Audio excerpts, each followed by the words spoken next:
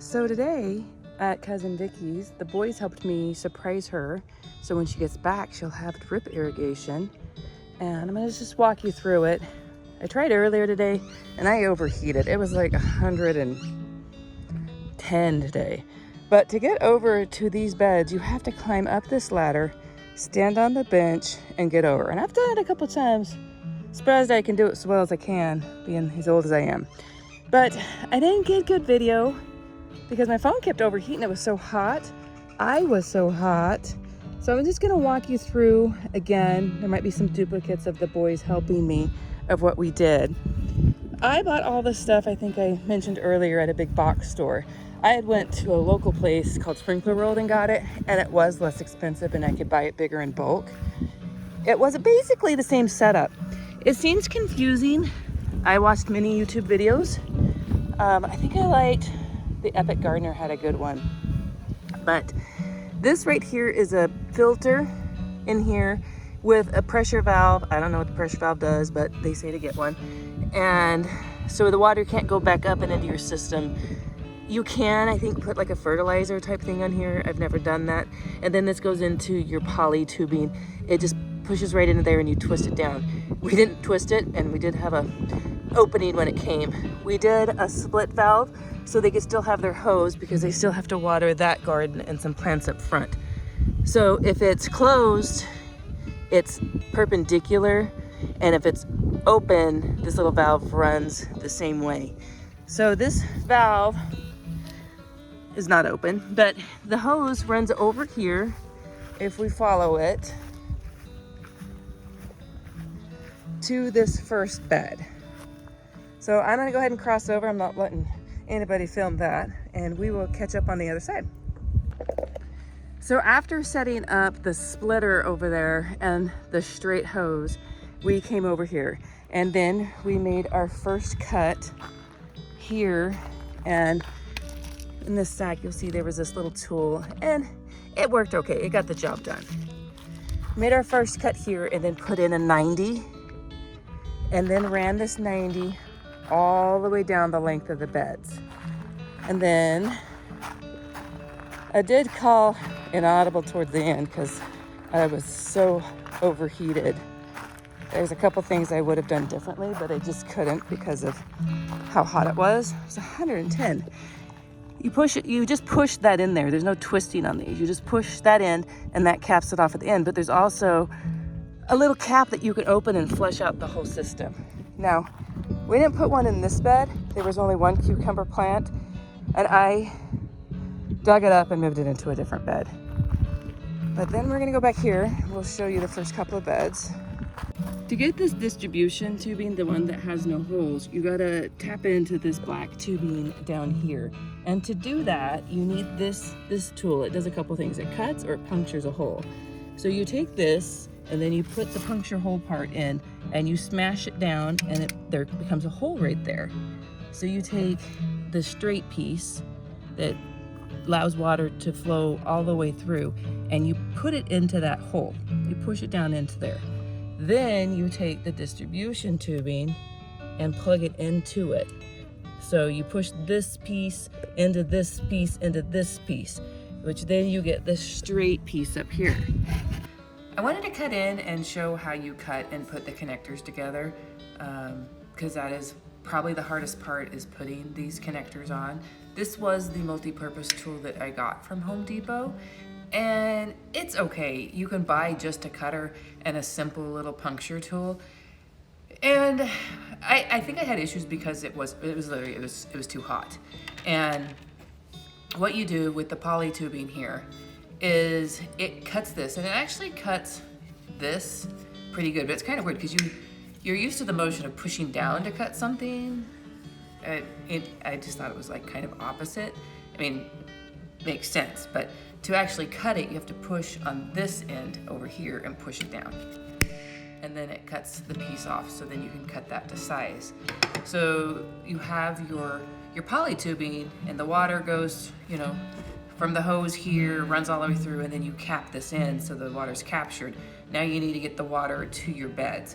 And to do that, now you need to puncture a hole in this poly tubing. And to do that, you use this little puncture tool. It was so hot today, the problem that I had is this will actually work really pretty easy now of pushing down on it. And you hear that click? It immediately put a hole in the poly tubing. But today it was so hot, when I would push the tool down, it would just bend in the pipe, the plastic, and never puncture a hole. So I was literally like pushing my hands down on it to puncture a hole, and then I had to take these barbs and finish pushing it. Now to talk about these little pluggy things right here. These were real name brand, I think they're Drip, Rain Drip. I actually don't care for them. My local sprinkler store and the ones I got at Ace Hardware that were generic, actually it wasn't Ace, it was True Value, it had a barb on both sides. It's misleading, the hole, or the water flows all the way through this. And theirs had this end on both ends. And I thought it was actually easier to put things in, but this is just how they do it. So back to this afternoon, I was having all the problems. I had to take the pokey in to finish pushing this end to this. And I haven't fine-tuned on what is the easiest at the moment, but you can either one, take this and push it straight in, and you want it, there's a line here, you want that line flush all the way down in. So what I normally do is I take this before I put the distribution tubing on. I take this and I push it in, and it made it click. So this is where I figure out, or where I decided it's the hardest part of the job, is taking this distribution tubing and putting it on this other end here. I just feel like that is the hardest part of it. So you would take this distribution tubing here and you push it, and then when you do that, it like slides back and forth. So I don't know if it's better to put the end on here and then try to push it down, but they say, well, one, it's now nice and chilly inside. When this tubing is warmed up, it will slide and stretch on there quite a bit better. So I'm gonna see if I can get it on. Also, the trick is, as they say, put this in really hot water. And then the other thing is to use your own saliva to kind of like slide it down in. I'm not gonna do that on camera. So, got some lubrication there. Learned that off of Callie Kim, her channel. So you now do like this twisting and pushing motion to put it onto this barb. And I'm gonna need my better hands back here by me. So I'm gonna go off camera for a second. So I am kind of tired tonight and I want to wrap up this video, but you will kind of push this all the way down till it is flush onto there. Hopefully that's getting on there. I don't have it flush, but you need to push that down all the way flush, and that's kind of hard. So from there, you now will either use a straight or a 90. They put this is the 90, the water flows through the 90. This is just kind of like a handle, they say, to make it easier. Hopefully you can see that. So that's like a 90. This is just the handle, and it doesn't matter which end, but you know, I am gonna try something different. So this is the emitter tubing with the hole here, and you are going to, I'm gonna try this time sticking it into the emitter tubing first. All right, it's not flush, we get the point. It needs to be flush all the way up there. Now this piece now pushes into this piece, and I'm not gonna do it all the way up there because it's just hard and it's not warmed up. And then the last thing is the goof plug that stops the water from flowing out here. What we're gonna do, to recap, we go from the poly tubing to a straight piece, to the distribution tubing, to the 90 or straight depending on your bed, which we see that it already fell out because I didn't push it in far enough.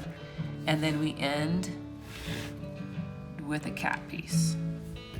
What I would have done differently if I wasn't so hot and tired is I would have took this 90 what I would have done is cut the pipe there and put this in so it was a 90 instead of it just all looping, and then did another 90 down.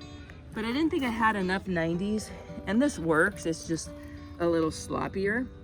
So then from here, the distribution tubing that has no holes, you do another straight piece right here. And the straight piece goes into the tubing with holes right here. And then we wrapped the tubing with the emitters all the way around so all the plants could get water.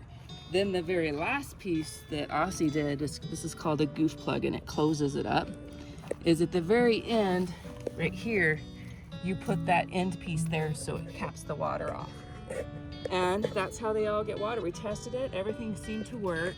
The other thing I would have did differently on this distribution tubing is I forgot to buy, you can put in a little piece that's an on-off valve. They're not hard to put in, you just have to go back and you would use your little multi-purpose tool to cut this, and then you would just put the valve in, and that way if you're not using the bed, then you could turn it on and off.